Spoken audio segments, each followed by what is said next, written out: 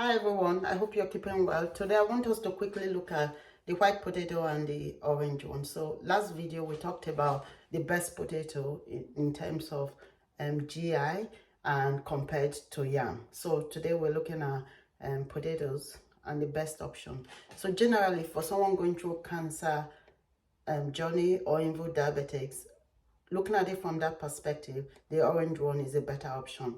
And I know some people wonder why, because the orange one is sweet, the orange potato, but it is because it contains, number one, so the compound that gives it the orange color fights cancer. It's called carotenoid. Also, the same benefits you get from carrot, so it's good for the eyes, the skin, and the brain, and all of that. So very good. In terms of the white one, it's just plain, doesn't have that.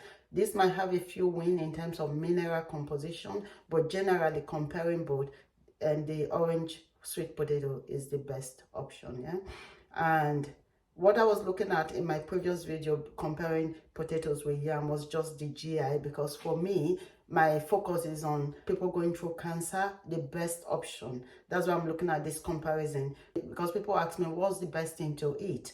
So just so we can make informed decisions. So compared to yam, yam is still the best option. And comparing both potatoes, if yam is not your thing, orange one is better. There's actually a dark purple potato that is better in fighting cancer. But in the absence of that, this orange one also has cancer fighting property because of the carotenoid. In my previous video, I also talked about the glycemic index. So glycemic index is the rate at which any particular food, when it's consumed, is usually carbohydrates, would spike the blood sugar. So fatty foods like meat won't do that, but when you eat carbs, the rate at which it will increase blood glucose level is its glycemic index. Yeah, it's in a table, and the higher that number, from 1 to up to 100 and beyond, the higher that number, the higher the blood sugar spike, basically. So for the orange one, there is a range, and that's because there's a lot of factors that determine the glycemic index of any of the potatoes or yam or rice at any point in time. And it is the type of potato. So within the orange family, there's a variety. Within the white potato family, there's a variety as well, but that's why there's a range. So the range for the orange one is from, some are from 40 and some from 50 up to 60 in glycemic index. For the white ones, it's from 70 up to 80 and above 80 for different variety of these potatoes. But generally, this orange one has a lower glycemic index.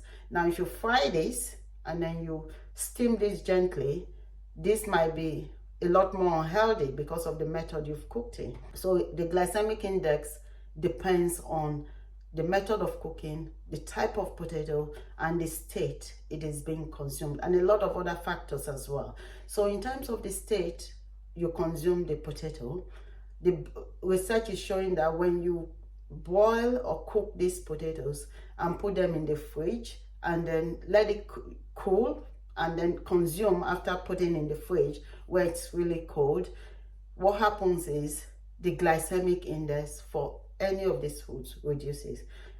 Studies showing that for potato, when cooked and hot, is about 80 and within that range, but when it's been put in the fridge, cooled and then consumed, it is about 50. It goes all the way down between 50 and 60. And for the sweet one, it could go down to about 40. Same as yam, rice, any of those foods. If you want to reduce the glycemic index, you prepare it, put it in the fridge, and consume it cold. It does actually have impact, especially if you're looking to lose weight as well or diabetic. So that's one way to manage your blood sugar spike. Not an effective way, but it's one way if you're eating any of this food to just reduce that blood sugar spike. So now for someone going through cancer treatment, what I did personally was I stayed away from this sort of carbs, even the healthy option. I didn't even know about this at the time. So all I was focused on was fermented foods. And that's because our body needs carbohydrates. So, but I was taking the fermented foods because as one is going through cancer treatment, the chemo is killing all your gut microbiome. It's killing the good bacteria and the bad bacteria. So the fermented carbohydrate is really helpful to have, because it would help you repopulate your gut microbiome as well. So I was having, mostly my staple was mainly fermented cassava, so for eba with bitter leaf soup, and the doctors were always asking me, wow, Angela, what are you doing? So I think that's an effective way, and if you find something that works, use it. I know variety is good as well, but just for that period when someone is going through treatment, I say be very intentional about what you eat.